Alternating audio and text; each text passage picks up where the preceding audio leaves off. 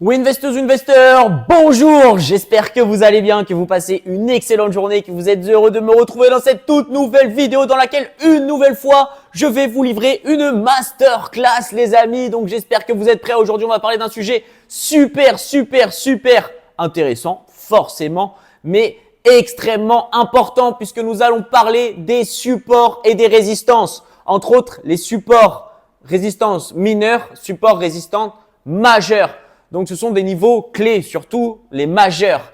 Et je vais vous apprendre dans cette vidéo à les reconnaître et à savoir différencier les supports mineurs des supports majeurs, des résistances mineures aux résistances majeures. Mais dans un premier temps, bien sûr, pour tous les nouveaux, pour tous les novices du trading ou ceux qui ne savent pas encore réellement ce que sont que les supports et les résistances, eh bien, on va faire un petit point théorie, bien sûr, avant de se mettre sur les graphiques et de repérer tous nos supports et toutes nos résistances, les amis. Donc, sans plus attendre, c'est parti! Mais je vais juste vous demander, bien sûr, de vous abonner à ma chaîne, de mettre un like sur la vidéo, de mettre un commentaire aussi. Bon, après, le commentaire, vous le mettez au cours de la vidéo ou à la fin de la vidéo pour me dire ce que vous en avez pensé. Ça, c'est à vous de voir, mais laissez votre commentaire, s'il vous plaît. Et n'oubliez surtout pas d'intégrer mon canal Telegram sur lequel je poste tous mes trades, mes analyses, le lien de mes lives, etc. C'est 100% gratuit. Vous avez juste à cliquer dessus. Le lien est dans la description. Donc voilà, maintenant que tout est dit, on peut directement commencer la vidéo, rentrer dans le vif du sujet et se mettre sur les graphiques. Donc, je vais prendre mon iPad et on va commencer notre partie théorie, les amis. Donc, les supports et les résistances, souvent, ce sont des niveaux, ce sont des bornes. Donc, je vais vous montrer ça en image, ça va être beaucoup plus simple. Donc, le marché a 4 phases. Je vous ai déjà fait une vidéo dessus. Si vous n'avez pas encore vu, regardez-la sur ma chaîne. On a de l'accumulation, on a de la manipulation, on a de la distribution et on a de la continuation. OK? Donc, souvent, les supports et les résistances sont visibles sur des phases d'accumulation. Surtout les supports et les résistances mineures sont visibles sur des phases d'accumulation. Le marché a besoin d'accumuler pour faire rentrer de la liquidité. Ça, ce sont les plus gros intervenants, donc les gros fonds d'investissement et les grosses banques qui ont des market makers qui vont trader tout au long de la journée, qui vont prendre des achats, des ventes, des achats, des ventes, des achats, des ventes pour qu'il y ait toujours de la liquidité sur le marché et pour que d'autres investisseurs, d'autres traders retail, d'autres plus petits fonds d'investissement, d'autres acteurs puissent entrer en position, voient des choses sur le marché qui vont les pousser à avoir des confirmations et à rentrer en position et à injecter leur liquidité sur le marché. OK. Donc maintenant, imaginons qu'on ait une phase comme ça. Voilà. Là, on a une phase d'accumulation. Et comme tu peux le voir, on a une borne haute ici et on a une borne basse ici. OK. Et bien là, on va avoir notre résistance. Et là, on va avoir notre… Pardon, il y a 2 P. Notre support. OK? Maintenant, imaginons que le marché fasse ça. Et bien là, on va pouvoir voir une autre résistance. OK, vous êtes d'accord avec moi? Et là, on peut voir un autre support. Ici, on est plutôt sur du mineur. OK? Boum, parce qu'on est à l'intérieur d'une accumulation. Tandis que ici, on va plutôt être sur du majeur. Donc, à mon avis, c'est que là, on n'a pas les antécédents du marché avant cette nouvelle accumulation, mais le marché est déjà, par le passé, venu buter plusieurs fois ici, sur cette résistance majeure et sur ce support majeur. OK. Maintenant, il faut que vous sachiez quelque chose, c'est que les supports et les résistances, vous allez voir sur n'importe quel time frame. Encore une fois, je vous dis, le marché est fractal, donc vous pouvez voir des supports et des résistances en M30, en M15, en M5, en 15 secondes, en 30 secondes, en H4, en daily, en weekly, sur toutes les time frames. Maintenant, pour reconnaître les supports et les résistances majeures, eh bien, elles sont beaucoup plus facilement visibles sur les plus grosses time frames. Ça, c'est sûr et certain. Tandis que tout ce qui est mineur, résistance, support mineur, eh bien, c'est visible sur n'importe quel time frame, certes, mais aussi sur les plus petites time frames. Tandis que sur les plus petites time frames, tu auras du mal à voir vraiment les supports et les résistances majeures parce que ce sont des zones, des bornes sur lesquelles le prix a déjà rebondi mais dans le passé plusieurs fois, mais dans le passé espacé, tu vois ce que je veux dire? Donc là, sans plus attendre, maintenant que tu vois un petit peu comment c'est, on va directement passer sur mon graphique, sur le graphique, et puis on va aller repérer tout simplement eh bien, des supports, des zones de support et des zones de résistance majeures. Donc là, je suis sur du H4 et t'inquiète pas, on ira encore une fois voir sur plusieurs time frames. Ok? Qu'est-ce que nous pouvons voir en H4? En H4, on va déjà dès à présent repérer on va repérer déjà plusieurs supports. Et oui, j'étais en train de vous les dire. Non, il y a beaucoup de. Il y a déjà une très grosse. Je vois deux très grosses résistances majeures. Et c'est marrant parce qu'il y en a une qui s'est ensuite transformée en support. Oui, parce que oui, vous savez aussi. Ah oui, les amis. Dernière petite chose sur la partie théorie. Parce que là, on a un cas de figure qui est extrêmement intéressant. Ok. Donc voilà, je vais vous le dessiner comme ça. On a un marché qui fait ça. Boum. Bah là, on était sur une résistance. Et la résistance, quand elle est cassée, elle se transforme en support. Ok, ça vous le savez. Enfin maintenant vous le savez. Donc ça c'est super important. Ouais. Une résistance se transforme en support et un support se transforme en résistance. Donc si je dois un peu vous résumer ce que c'est que support, résistance, ce sont des bornes sur lesquelles le prix a rejeté à plusieurs fois. Ok. Quand c'est une résistance, ça rejette comme ça sur le haut, tandis qu'un support, ça rejette sur le bas, ok? Donc maintenant que vous savez tout ça, eh ben je pense qu'on peut passer sur le graphique. Donc viens là mon graphique, boum. Et là on a des cas super intéressants. Donc là, les amis, on va vraiment tout avoir là. On va vraiment tout avoir. Ça va être super intéressant. Donc là déjà, qu'est-ce que nous pouvons voir? Eh ben nous pouvons voir qu'ici. Bon, on va commencer ici, ok.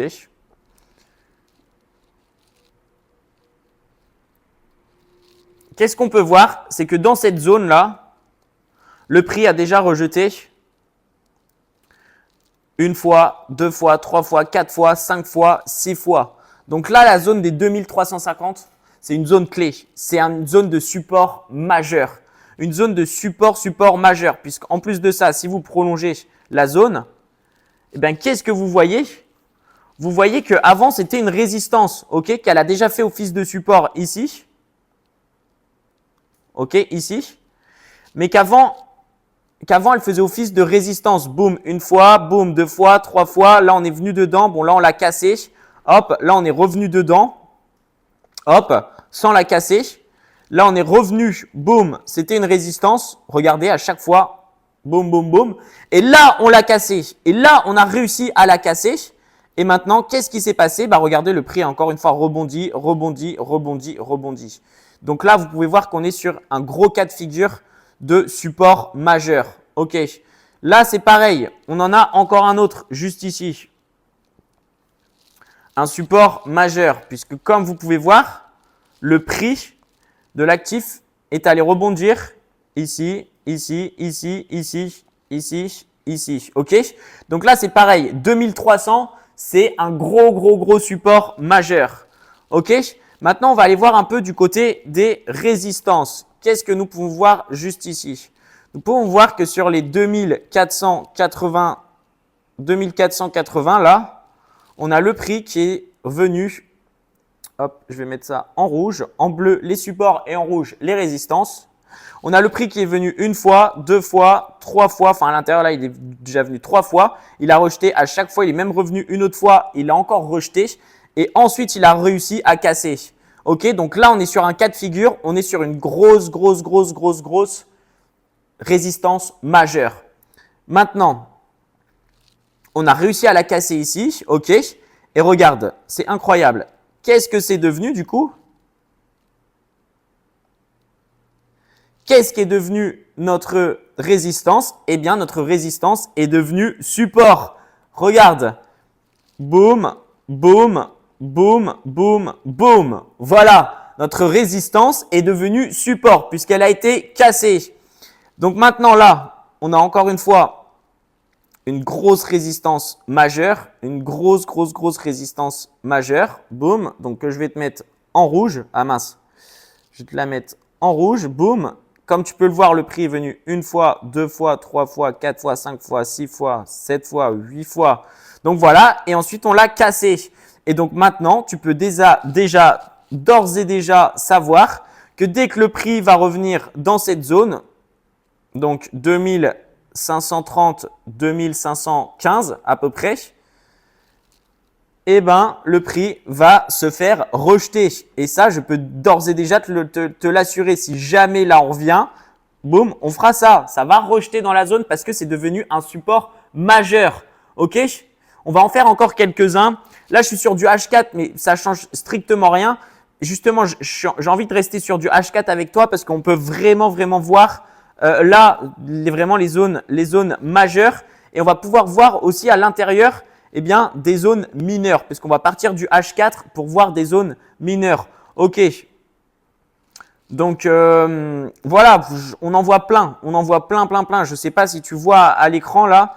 Je pourrais même me mettre un petit peu plus comme ça. Comme tu peux voir ici, on a encore une fois un cas de support majeur. Boum, les 1800, c'est un support, un très gros support. Une fois, deux fois, trois fois.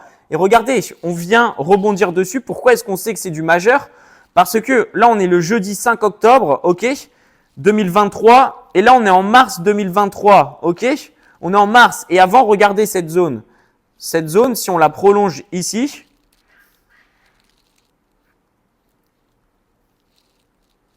boum, c'était une ancienne résistance. C'était une ancienne résistance qui, une fois cassée, s'est transformée en support.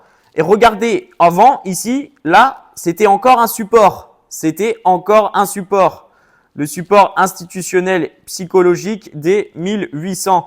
Donc voilà, en fait, support devient résistance et résistance devient support. C'est aussi simple que ça. Aussi simple. Là, encore une fois, regarde, on voit que le prix rejette plusieurs fois dans cette zone. Boum. On a encore un support. Ça, c'est le support des 1600, 1700, on va dire. C'est le support des 1700. Boum. Là, je suis en H4. C'est pour ça qu'on a des grosses zones. Là, on a encore un support majeur. Boum. Le support des 1600 cette fois. Boum. Incroyable. Et les résistances, regarde là, par exemple, on voit que ici, on avait une résistance majeure. Majeure de chez majeur. Boum. Dans cette zone. Les 2000. Alors, attendez, si on veut bien la tracer, on est plutôt comme ça. Ouais, c'est une résistance qui s'est un petit peu fait casser, ouais. Sur les 2000, on avait une grosse 2050 à peu près, 2040, 2050. On avait une grosse résistance. Je vais te la mettre en rouge. OK, donc là, je suis sur du H4. Donc, tu vois, on peut voir tout ça. On peut voir tout ce qui est majeur en H4. Mais maintenant, si on va à l'intérieur, regarde, si on va à l'intérieur, eh bien, on peut trouver à l'intérieur de la structure, parce que souvent, on a la structure du marché. Regarde, je vais te faire un autre petit cours là, c'est pas forcément sur les supports, mais machin. Mais regarde, on a le marché qui fait un high, qui fait un low, et ensuite, il va rester. Donc là, c'est la structure externe. Ce high, structure externe, et tout ce qu'il y a à l'intérieur là, c'est de la structure interne jusqu'à ce qu'on vienne casser soit le high, soit le low, OK? Et à l'intérieur, là on peut voir, comme on peut le voir ici, on a du coup, hop, on a la grosse résistance qui est ici, bon, qui est là, je pourrais la prolonger jusqu'ici à peu près, mais bon, je vais pas le faire, ça va être un bordel. Et dans la structure interne, comme vous pouvez le voir, boum, qu'est-ce qu'on nous avons ici? On a encore un support. Et ça, c'est ce qu'on appelle un support mineur. Le support mineur des 2329. Bon, là, je l'ai un peu tracé gros. Mais regardez, en gros, c'est ça. Regardez, le prix ici vient rebondir plusieurs fois sur les 2316, 2320. OK? Donc là, on sait qu'on est sur un autre support. Voilà, ensuite, le prix vient là. Là, on sait encore une fois qu'on est sur un support. Et là, les amis, on est sur du H4. Donc, si on va aller sur des plus petites time frames, on voit que c'est du support mineur. Support mineur, encore une fois. OK? Maintenant, on va aller voir des résistances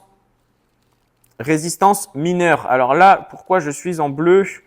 Ah oui, c'est pour ça. OK, à l'intérieur de ce gros support majeur, on a, vous voyez ici, de la résistance mineure. Boom. OK? OK, OK. Pareil, ici, qu'est-ce qu'on a? Ancien support, support mineur, cassé, devenu résistance. Boom.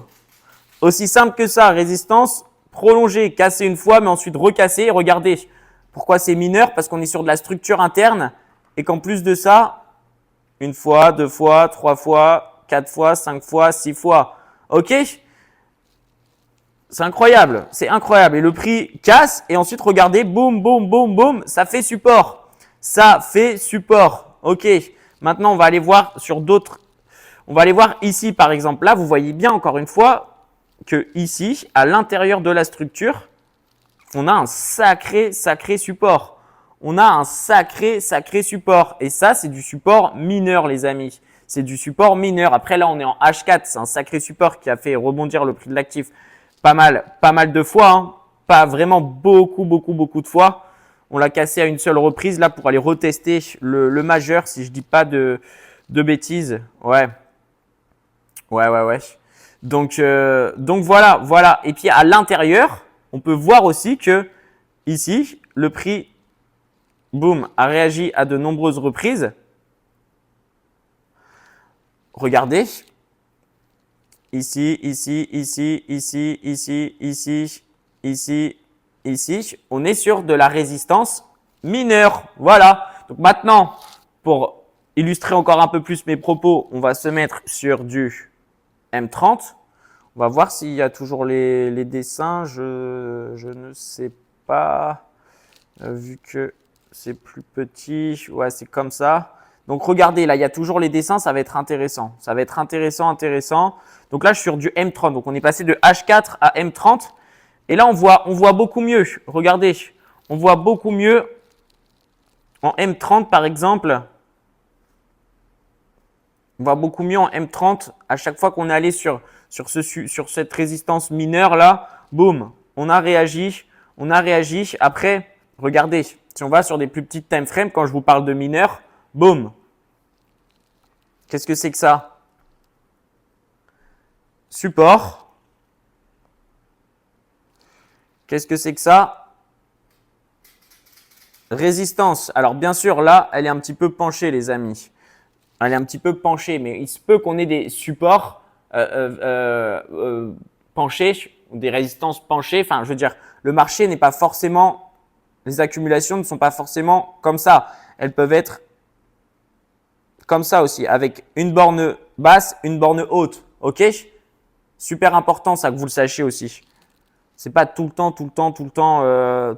temps horizontal. Ça peut être vertical aussi. Donc voilà. Et en fait, plus vous allez baisser en time frame, regardez encore une fois ici. Encore une fois ici, on a quelque chose de beau. Hop, on a une très belle résistance. On a une très belle résistance mineure. OK? Regardez, illustration de ce que je vous disais juste avant. Hop, ici, vous voyez bien que… Ouais, bon, là, elle est cassée, OK. Mais vous voyez bien que ici, ça monte, OK? Donc là, on est sur un support qui est… je ne pourrais pas vraiment trop le dessiner comme ça parce que sinon, ça va faire un gros rectangle. Mais voyez, on est sur un support qui est vertical, qui va vers le haut, OK? Et on a une résistance pareille, qui est là, comme ça, vous voyez? Donc voilà, c'est comme ça. Et sur chaque time frame, vous allez pouvoir repérer tout ça. Alors maintenant, la question que vous allez vous poser, c'est est-ce que vous pouvez prendre position dès qu'on arrive dans une zone de support ou une zone de résistance? Et regardez là, je continue un peu mon graphique et qu'est-ce que je vois? Boum, je vois encore un autre support. Et là, vous voyez la résistance, comment elle est? Ce qu'on appelle une trend line. Une trend line. Je ferai une autre vidéo sur les trend lines, ne vous en faites pas. Mais les supports et les résistances sont aussi des trend lines. OK? Support mineur, support majeur. Donc, pour reprendre un petit peu la vidéo, pour faire un petit point avec vous là au bout de 20 minutes de vidéo, les supports majeurs, ce sont vraiment les zones clés. Les zones clés que vous allez trouver sur les plus grosses time frames. notamment du daily, notamment du H4, du H1, etc.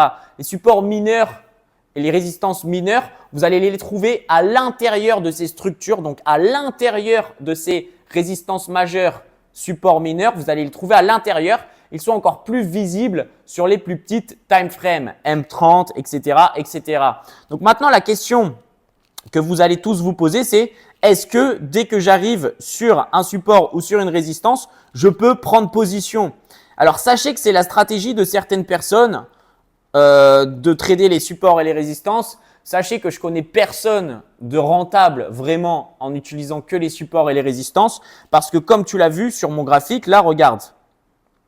Tu trades, par exemple, on va aller sur du H1 par exemple, voilà, pour faire encore une autre time frame, pour que tu puisses un peu comprendre ce que je veux te dire par là.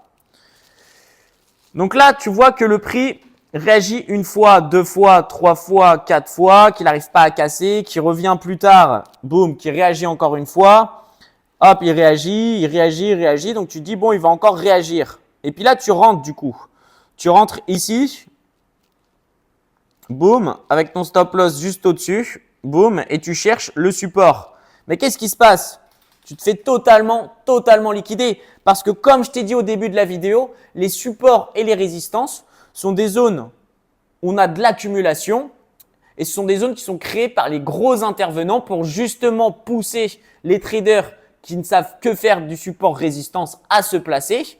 Et ensuite, ils viennent les liquider. Donc oui, si tu as plusieurs confirmations dans ton support ou dans ta résistance, si par exemple, tu as d'autres confirmations dans la zone où tu as un support et une résistance, oui, ça peut être très bien, oui, ça peut être une confirmation en plus. Et même moi, je les utilise. C'est-à-dire que quand je fais mes plans avec les zones où je dois vendre, où je dois acheter, si j'ai plusieurs confirmations, par exemple une zone OTE, un order block, de la FVG et en plus de ça, c'est une zone où on a eu énormément de rejets par le passé, eh bien oui, ça va me donner une confirmation en plus et je vais potentiellement prendre position dessus. Mais par contre, ne trader que les supports et les résistances et surtout sur du M5, tu vas voir, sur du M5, ça se fait dégommer.